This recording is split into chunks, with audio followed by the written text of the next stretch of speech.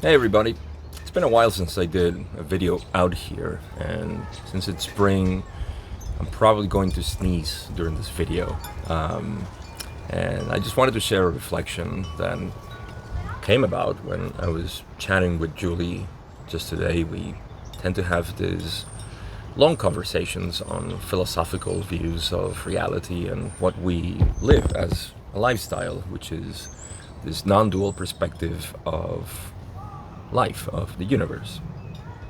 And so there was an interesting line in our conversation of the the nature of seeking and the attraction that is growing in this path for what we call the spiritual path. And this began with the knowledge or interest that wakes up in us to some sort of mystery in the universe. And Ra talks about this mystery as something that is meant to be there as a beacon of a calling for people to get interested in the the mysteries of reality, right? So there is a, what you would say, a beginning threshold that needs to be crossed for humans to begin this path of spiritual seeking. Now, Ra talked about this, I think it was in session 8, when they mentioned, or Don was asking something about the nature of UFO sightings and things of this kind. As Ra said, that these are supposed to cause a reaction for people to get interested in the mysterious part of the universe. But it doesn't have to be that. It could be a prophetic dream. It could be any sort of event, a mystical experience, or what have you. All of these is even like UFO contacts, which Don was actually talking about in the Law of One as well, and Ra gave a similar explanation about why these close encounters, as they used to call them, I don't know if they still call them that, if it still happens, but all of these are actually experiences that are supposed to create a calling. And again, it could be something else. It could be that since you were a child, you were interested in metaphysical things that, in essence, this event or this moment in life is related to something that cannot be explained through our culture or traditions, science, institutions, religions, and so on. And so we get this mystery call, if you will. And this is what I call the beginning. It's like the entrance ticket that we all get to some degree. I'm not of course, exempt from this, because that's what initiated, funny enough, my own seeking at the age of 36. And that caused a chain reaction into me getting interested in what's really important. And I went through all kinds of mysteries and repressed history and mythologies, talking about, and I'm talking about current mythologies, planets that, or races that came here to dominate the planet, and all of this what should I call it, these narratives about the history of planet Earth and the seeding of DNA from other alien races and things like that. You see, all of these things are interesting. And so we find that as the ticket threshold, which is this path, we find that a lot of people are interested in this. So I want you to begin to see that there is a population, a majority of population, which is there. Let's just say that anybody who is interested in spirituality has to be interested in some sort of mystery of the universe. So that's the beginning. You can see again that the population is huge here. But as you go deeper, the population gets reduced. And that's where I want to get to. But here is a good point to mention that this threshold, when it's crossed, there is a trap. Let me call it a trap, or a distraction.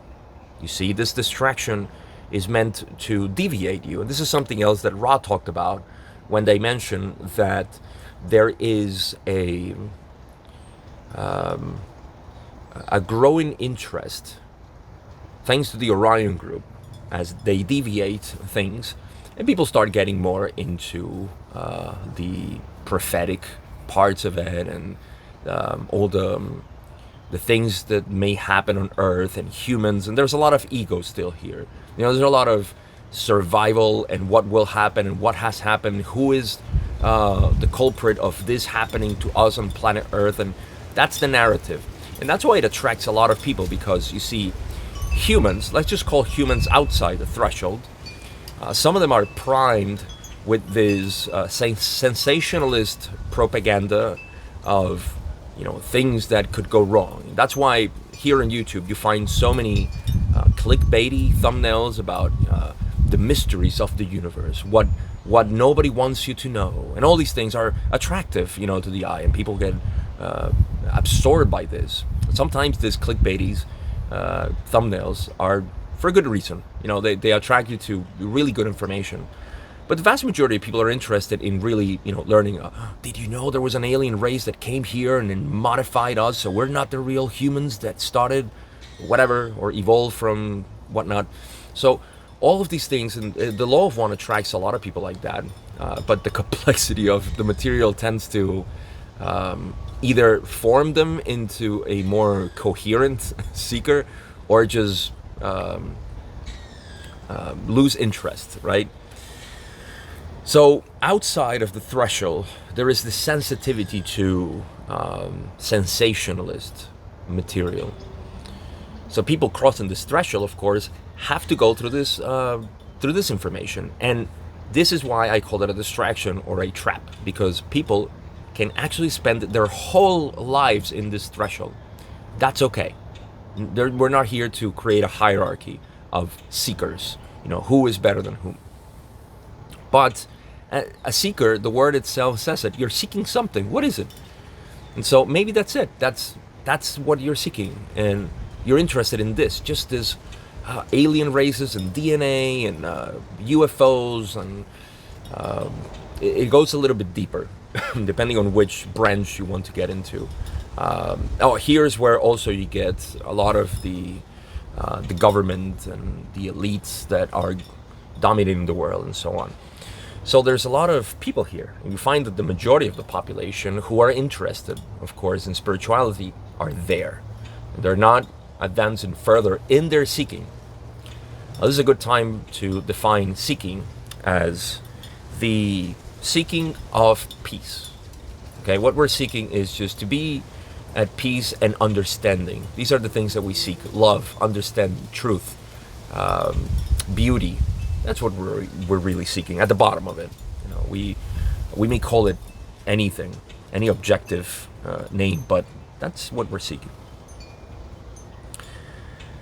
But here we get into, let's call it a second threshold. See, another level of seeking. Some people get fed up with this information, and they say, yes, all right, there is an elite governing the world. They may have been, some DNA alterations by other aliens, and maybe there is AI taking over galaxies and so on, and there is a war between God and AI, which is something very absurd, as you will see down the line. I'm not a foreigner to all of these concepts, because I went through all of them.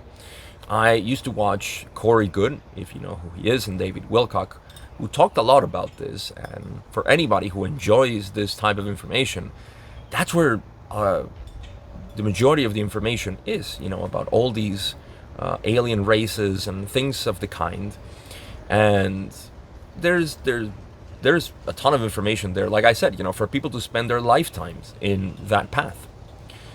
But at some point, some of us say, all right, so what? I want to know what else is in there. What else? That's not bringing me any peace. That's just causing a lot of paranoia in my life. So I don't want that. It becomes this feed of fear porn that a lot of people are, addicted to. So when we're not interested in that, we start to get more into the metaphysical side of things. Well, all those things are not fulfilling. So let me look at angels and evolution of consciousness and spiritual evolution as well, and so on. So let me get into the part which is just spiritual, and it's all about love and peace and unity and so on. And so now we enter the metaphysical part, the metaphysical circles of balancing your chakras and becoming a better person and so on, right? So we start getting more into, now this is getting closer to what we're seeking. And there's a reason for that, because you start feeling a lot more peace here. You start to feel this love that people are talking about, and so you get more interested and say, yeah, I don't want any more of anything about the pharaohs of the past and how the pyramids were built, and if people can move metal from a distance and with their minds, or if you can fly. Some people actually get interested in this kind of stuff, but now, because we're talking about metaphysics, you're interested in astral travel and on projecting your consciousness and reading people's minds and all this kind of, let's say, magical aspects of the spiritual seeking. And so that's an interesting part too. Now, notice that there is a reduced amount of population here. There is less people piled up in this seeking, right? Because the majority are just outside the threshold of even the mysterious, and then there is a reduced amount, which is still huge, interested in the mysterious. So we have millions of people still seeking and doing research about the past and what's going to happen in the future and who did what to whom and so on. And then we get into the metaphysical part, and then there's the spiritual ego that's it's rising now. And I'm a spiritual being, I'm a light being, I'm here to bring peace to the world, and I came from another planet and so on. So this is another part that is very fulfilling, because when you leave aside all this sensational stuff, now you get into what I call spiritual mythology. Spiritual mythology is just simply that there is a, let's just call it, structure of how things work, and you're learning that. Now, notice that you haven't left the path of learning. You're still seeking in concepts and what I call simply massaging the intellect. Well, that can last, again, your lifetime. You can stay your whole life seeking there. Some people may find some peace there and just feel fulfilled, and that's great. But that's not the end of the road, you see, because one of the things that remain, and then most people, not most people, but a lot of people are exhibiting, which is something that I am also not a foreigner. I'm not, this is not unknown to me, because I also went through that path. And, well, especially through the law of one, where you learn that there's going to be a harvest, and I brought the idea of the solar flash, which was supposed to happen in 2030. Maybe it'll surprise us, and I'll be, just like, okay, well, it happened. I have my doubts that will be happening. But these things, you carry them over, right? And so, but I also went through that process, and reading the law of one in the first year, 2020, I realized that all of this harvest and thing, this is just spiritual ego going on to say, like, oh, I have to polarize myself because I'm here to do all of these things. And this is just my path. I'm just sharing my experience. So I know what this feels. But again, there is a point where you feel that this is not fulfilling. And again, there's people who may feel fulfilled with this. That's great. But me, I didn't feel fulfilled. Why? Because I still saw confusion and fear, plus a big stagnation about my peace. I just didn't find peace there, because it was always a path of improvement. I gotta get better. I have to become more aligned with my chakras, and there's a lot of catalyst. Catalyst is coming because I have karma, so I have to alleviate my karma, and so on. So A lot of this is because the language that we speak and the concepts, the way we define these concepts of karma, consciousness, evolution, energy centers, and so on. So this is where it's one of the biggest challenges for any seeker. And again, this is another distraction. This is not something that I only say. I can say it by my own experience, but every mystic in the path, and in the past, has spoken about this. You don't be distracted with these magical aspects of reality and the Luciferian agenda, because now it's not just the elite. Oh, we know humans are just transitory beings, but the spiritual elite, the Orion group, Satan, and so on, all these negative energies, we have to learn about them. We have to know how to defend ourselves from them. See, that's the key giveaway. Because in the path of unity, you shouldn't be defending yourself from yourself. That just doesn't pan out. You see, there's a little contradiction there. And so if you're smart enough, you will pick that up and say, this is not the end of the path. So I will still feel unfulfilled in this path.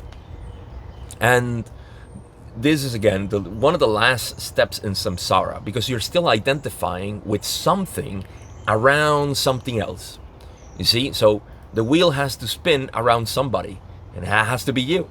But you have to be contracted to be that somebody. So in the path of unity, there is a last threshold that you have to cross. And this is not because this is where I am. This is just because there is nowhere else to be.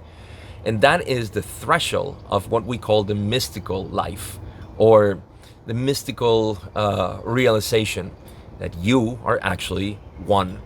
But for that, you can't exist. At least the way you describe yourself. So now you see that the population has been reduced tremendously from the outer threshold to the mysterious threshold to the metaphysical threshold and the spiritual path of improvement to the last threshold in which you realize that, well, I simply am. And all of this that's happening is just a happening around me. Even what I call myself as a separate being is a happening. So when I call myself as a separate being, and the tree and the galaxy and the whole universe is a happening, and I am the one experiencing it. But you see, as I explained to Julie in our conversation, there's one big giveaway here that you can see that this is true. Anything that we can see in life has an opposite. There is an up and a down. We can call that vibration. There is a huge complexity of up and down. There's actually 3 dimensions in which what we call reality can move. We call it energy. And so there's a huge, just a tremendous amount of complexity in the way things move. However, its foundation is just simply ups and downs, or on and off. You see? But the problem is that we, as individuals, we identify with either the up or the down in our bodies and our minds. Here's the problem. If you identify with an up, you shouldn't be able to see other ups because you are up already. So if you're up, you can only see down. You would only be able to see one thing in reality, and that's not what you see.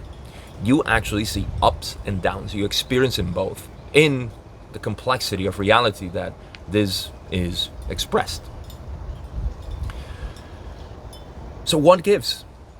I cannot be an up or a down, or an inside or an outside. I can't be separate from the foundation of reality. So I must be that which perceives both. So I need to be neutral. I cannot be that which moves up and down. I am just the experiencing part of those ups and downs in, like I said for the 3rd time, this huge complexity that is life. So this is the mystical path of you realizing this. And the way to do this is to know yourself, because that's the key. Or if you're not keen with that, because that just brings a flavor of knowing myself is just knowing my mind, which is not really the case here. Let's just substitute that with know the essence of reality, because actually that's what made the call in me when I experienced this mysterious part of the universe. I was attracted directly into the essence of reality. I just wanted to know what this world was made of, this whole universe. And for one reason or another, I got directed into the straight point, which was consciousness. And when you are interested in consciousness and you place consciousness as the basis of reality, everything makes sense.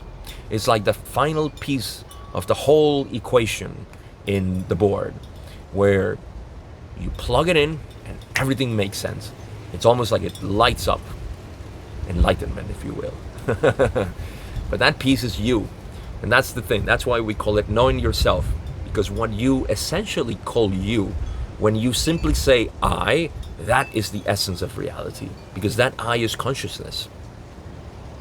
But one thing that you will notice is that, as I said, the population who is interested in this has been reduced more and more. However, remember that we're living in a world that is increasing, not only in the amount of people that we have, but also in the interest that we have in this. So if we have probably hundreds of millions interested in sensationalist elite, and whether that be physical or metaphysical, and then you have probably also close to the hundreds of millions people interested in metaphysics and spirituality and chakras and dimensions and attending events of all kinds to feel this energy and so on. You will also find that there are hundreds of thousands, perhaps millions already, walking this path of the mystical path. The I am, knowing that this reality is actually just made out of consciousness. And what you essentially are is that.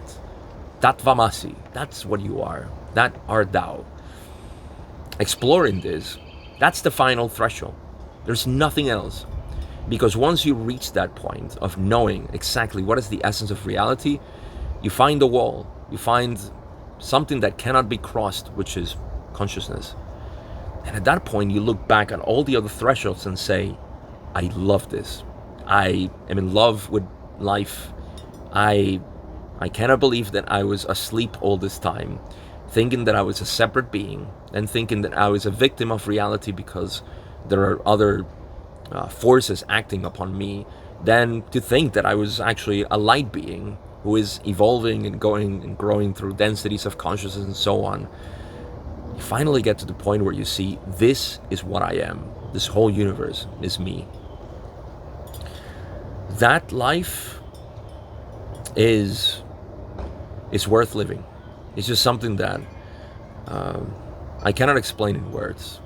I can only do these videos and share it with people because it's just a beauty. It really is. And having been through this process myself, it's a great liberation from all the worries that we have. Even those last worries that we have, which is where I help people at this point in my dedication and devotion to this path. I help them in finding that all this self-improvement is unnecessary. Eventually, we have to cross that threshold and realize that there's nothing to improve. All you need to realize is who you really are, to let go of all this improvement. And I'm going to leave you with this, so I can explain why this improvement is not necessary. What we call improvement is change, evolution. You will never stop improving. You will never stop evolving. You will never stop changing. But when you focus your attention into the changing aspects of reality, that's yourself, you will always be fixated in what needs to change again. You don't have to worry about that because evolution is happening without you making an effort. But just like the kid next to his father or mother in the car with the little wheel toy, you think sometimes that you are guiding evolution, changes and transformation. And so because we direct our attention towards these changes, they seem to happen more rapidly. And there's a reason for that.